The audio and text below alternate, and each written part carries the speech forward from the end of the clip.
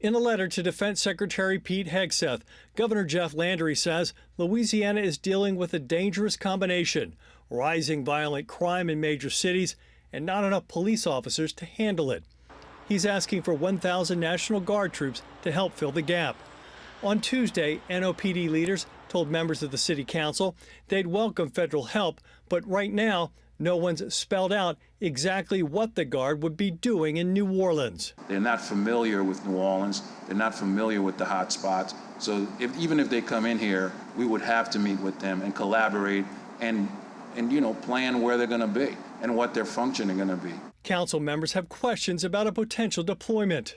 Those questions about how will it work, who's in charge, reporting, if there's disciplinary action, who's in charge of that? Will neighborhoods be surveyed to determine which neighborhoods want it? It's very challenging, the idea that people who have never, for example, been to a second line, who are law enforcement adjacent, because National Guards are law enforcement, armed with machine guns being around a second line.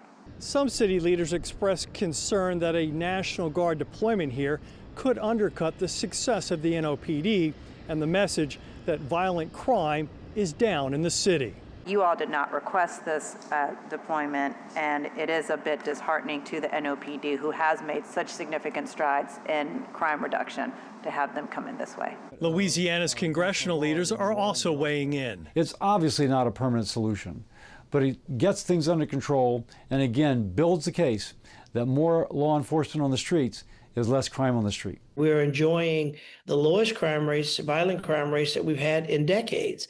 We should continue on that trend and not create a military zone. Paul Murphy, WWL, Louisiana. While National Guard troops are currently deployed in Washington, D.C., there are already announced plans for Portland and Memphis as well.